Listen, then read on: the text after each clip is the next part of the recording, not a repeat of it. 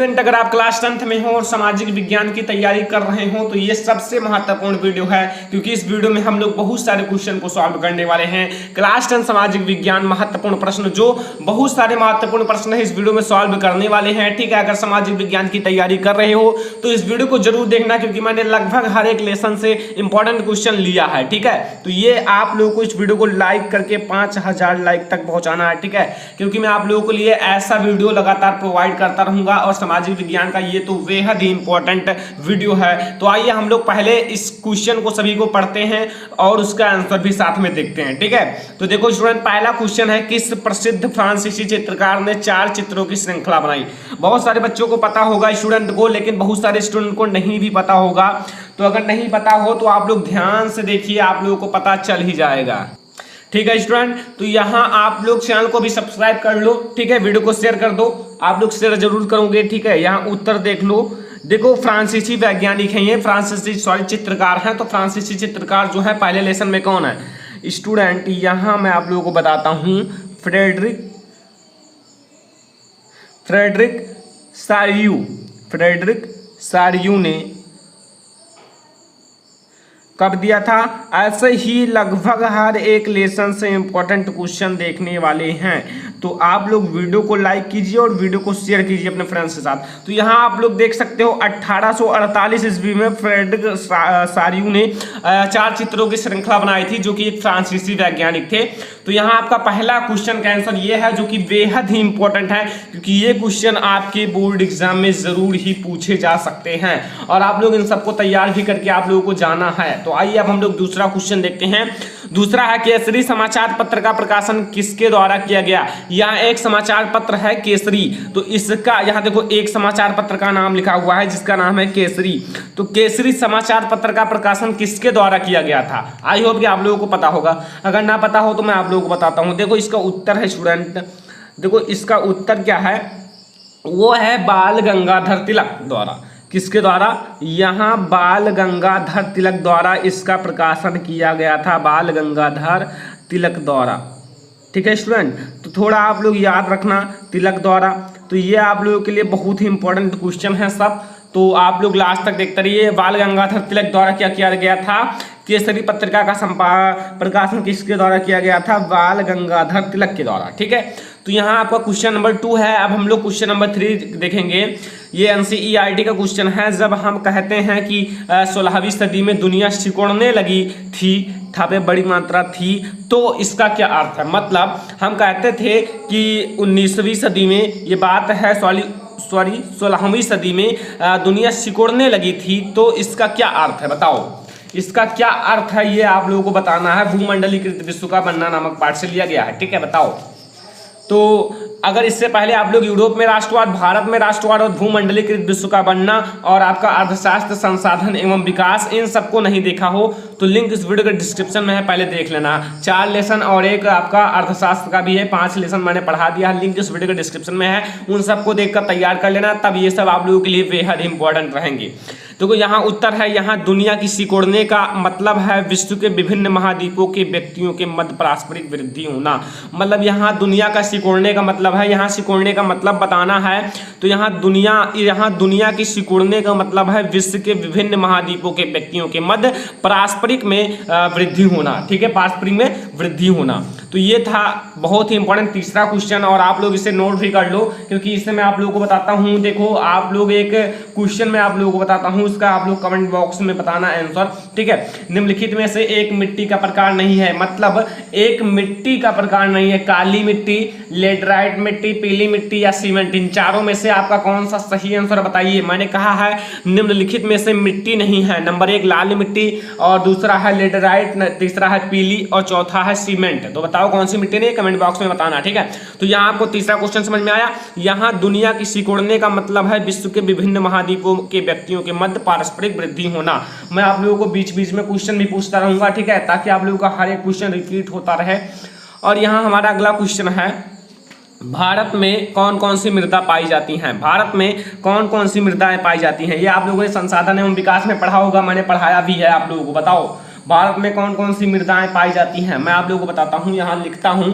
देखो यहाँ उत्तर है स्टूडेंट, भारत में देखो कई प्रकार की स्टूडेंट मृदा पाई जाती है भारत में। देखो मैं आप लोगों को बताता हूँ, जलोढ़ मिट्टी, ठीक है, यहाँ देखो जलोढ़ मृदा, मृदा लिख दो, कोई दिक्कत नहीं है, काली मृदा, ये सब तो आप लोग जानते ही होंगे, ठीक है, काली मृदा, लाल व पीली मृदा, लाल व पीली मृदा, लाल व पीली मृदा, और भी मृदाएं हैं मैं आप लोगों को बताता हूँ, लेटराइट मिट्टी या मृदा, लेटराइट मिट्टी या फिर मृदा लिख सकते हो, कोई दिक्कत नहीं है, और वन मृदा। तो ये सब भारत में पाई जाने वाली मृदाएं हैं, पाई जाती हैं, और हैं लेकिन रहने दो, बहुत है, ठीक है, पाई जाती हैं। मरुस्थलीय मृदा भी पाई जाती हैं, ठीक है, तो मरुस्थलीय भी आप लोग लिख सकते हो, कोई दिक्कत नहीं है।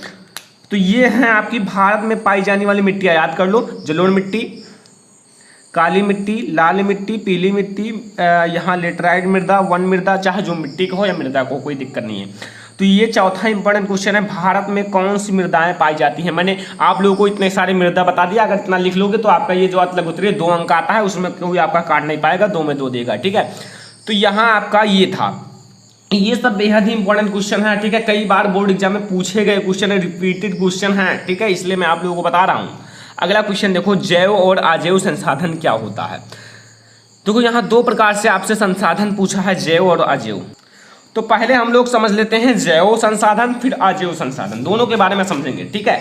समझो, देखो स्टूडेंट, जैव मतलब जैव संसाधन मतलब देखो जीवन, जैव का अर्थ होता है मतलब इसमें देखो वे संसाधन जिनकी प्राप्ति जीव मंडल से होती है, मतलब इनकी प्राप्ति जो होती है जीव मंडल से होती है, इसमें जीवन व्याप्त होता है, मतलब जैव संसाधन में जीवन होता है, मतलब जीवन, इसमें जीव जीते हैं, जीवन व्याप्त होता है, और इस प्रकार का संसाधन क्या होता है, जैव संसाधन होता है। जैसे स्टूडेंट आप समझ लो, यहाँ एग्जाम्पल है मनुष्य, पशु, और भी लिख सकते हो बहुत सारे, मनुष्य, पशु या प्राणी जगत, पशुधन या मत्स्य जीवन, ठीक है, मतलब ये सब जीव हैं, मतलब जीते हैं, इस जैव संसाधन के अंतर्गत जीते हैं। कौन कौन से, देखो मनुष्य, पशु, और भी लिख सकते हो जो जीवन मतलब जीवन यापन करते हैं।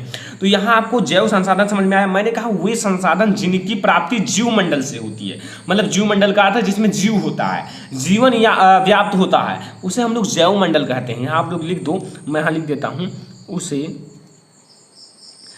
जैव संसाधन कहा जाता है। क्या कहा जाता है, जैव संसाधन कहते हैं। और एग्जाम्पल के लिए आपके पास है मनुष्य, पशु, और भी लिख सकते हो प्राणी जगत, ठीक है, या पशुधन तथा मत्स्य जीवन, कुछ भी लिख सकते हो। तो यहाँ आपका स्टूडेंट ये था जैव संसाधन। अब हम लोग देखेंगे अजैव संसाधन। अब स्टूडेंट दूसरा आता है अजैव संसाधन।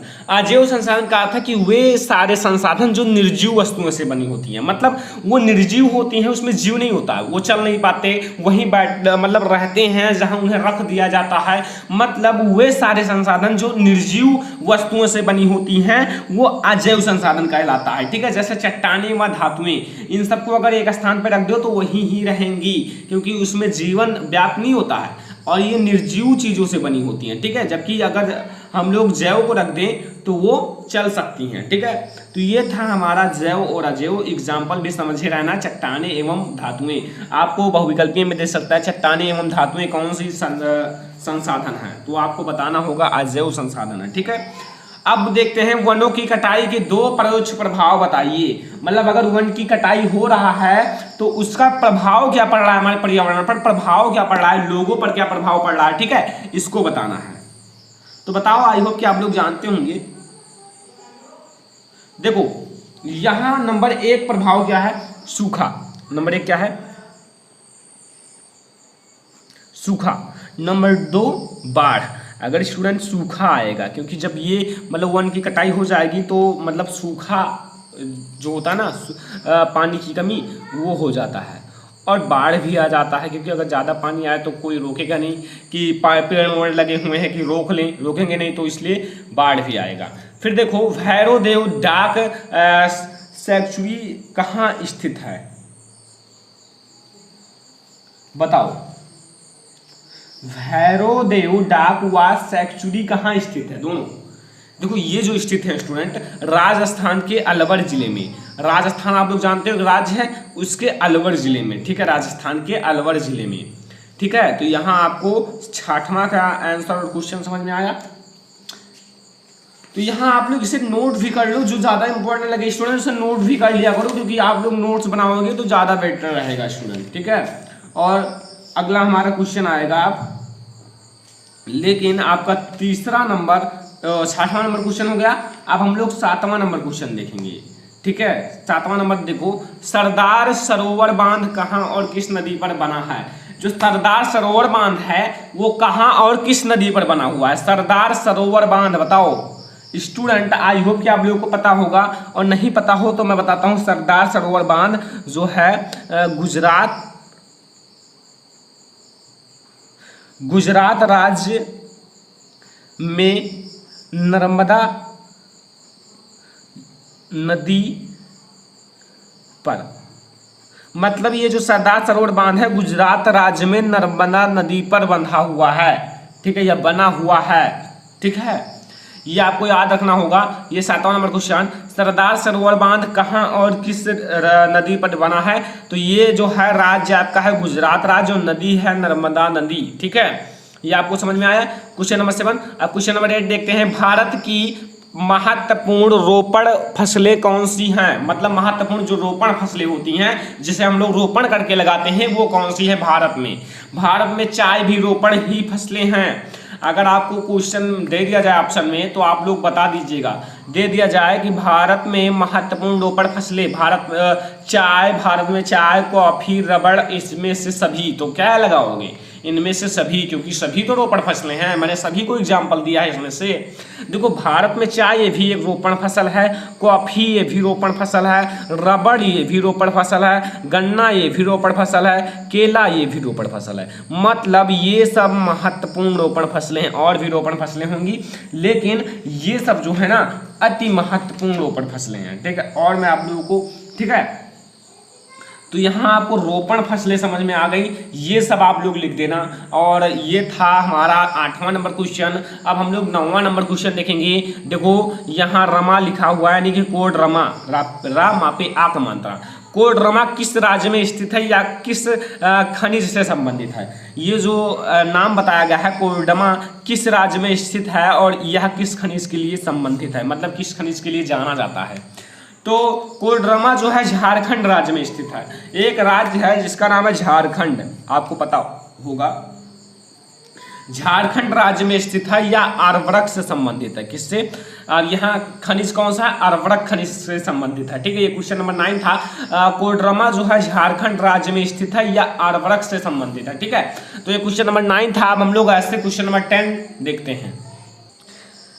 क्वेश्चन नंबर 10 है स्टूडेंट, जन संचारण, मतलब जन संचार के साधन कौन से हैं। मतलब जन संचार के साधन कौन से? जन संचार के साधन रेडियो, ठीक है, या दूरदर्शन, या इंटरनेट, या टेलीफोन, या मोबाइल। ये सब जन संचार के साधन हैं, जन संचार के साधन, ठीक है। ये सब याद कर लो, याद करना ही पड़ेगा क्योंकि ये सब बोर्ड एग्जाम में कई बार आए हुए हैं, ठीक है। अब हम लोग 11 नंबर क्वेश्चन देखेंगे। विश्व के 2 संघात्मक राज्यों का नाम बताओ। मतलब यहाँ संघात्मक, देखो ये सब एक प्रकार से विश्व की बात किया जाए तो ये सब राज्य हैं जो देश हैं, ठीक है। लेकिन अगर एक देश में बात किया जाए तो उनका राज्य अलग होता है। तो ये क्वेश्चन है, आप लोग बताओ, पता है? देखो इनका जो आंसर है भारत और अमेरिका, ये 2 संघात्मक राज्य हैं, संघात्मक, ठीक है। भारत और अमेरिका, समझ में आया? यहां तक आपको समझ में आ गया होगा, ठीक है। तो ये विश्व के 2 संघात्मक राज्य भारत और अमेरिका हैं। अगला, मार्टिन लूथर जो किंग था, राजा था, की हत्या कब की गई। मतलब मार्टिन लूथर का नाम सुना होगा, उनकी हत्या कब की गई थी बताओ। 4 अप्रैल सन 1968 ईस्वी में, 4 अप्रैल सन 1968 ईस्वी में, याद कर लो क्योंकि ये सब क्वेश्चन रिपीटेड क्वेश्चन है, कई बार क्वेश्चन पूछे गए हैं और यही सब पूछे जाएंगे छोटे क्वेश्चन में। और अगर इससे आप लोग तैयार कर लेते हो तो समझ लो आपका जो आपका अतलघुत्तरीय प्रश्न आता है वो आपका कंप्लीट ही हो जाएगा कुछ, ठीक है। 4-5 नंबर जो आते हैं, ठीक है, पहले। अगला, नेपाल की राजधानी कौन सी है? बताओ, नेपाल की राजधानी पता होगा। देखो नेपाल की राजधानी क्या है? काठमांडू। क्या है? नेपाल की राजधानी है काठमांडू। ठीक है, याद कर लो, नेपाल की राजधानी भी बहुत ही ज्यादा इंपॉर्टेंट है। ठीक है, भारत के पड़ोसी देशों का नाम बताओ। बताओ भारत के पड़ोसी देश का नाम। तो आपके सामने लिखा हुआ है, भारत के पड़ोसी देश का नाम है श्रीलंका और नेपाल। श्रीलंका और नेपाल। तो ये टॉप 14 इंपॉर्टेंट क्वेश्चन हो चुका है। अब हमारा लास्ट इंपॉर्टेंट क्वेश्चन आएगा, जो कि बेहद ही इंपॉर्टेंट क्वेश्चन है। ठीक है, तो ध्यान से देखो, मानव विकास से क्या तात्पर्य है? मानव विकास यानी कि मानव को विकास करना। ठीक है, तो इसका क्या तात्पर्य है बताओ। आपके सामने लिखा हुआ है, इसे एक बार पढ़ो फिर समझो फिर मैं बताता हूँ। ठीक है, तब ज्यादा समझ में आएगा। एक बार पढ़ लो फिर समझ लो फिर मैं बताता हूँ, तब पूरा ही समझ में आ जाएगा। पढ़ो सभी लोग।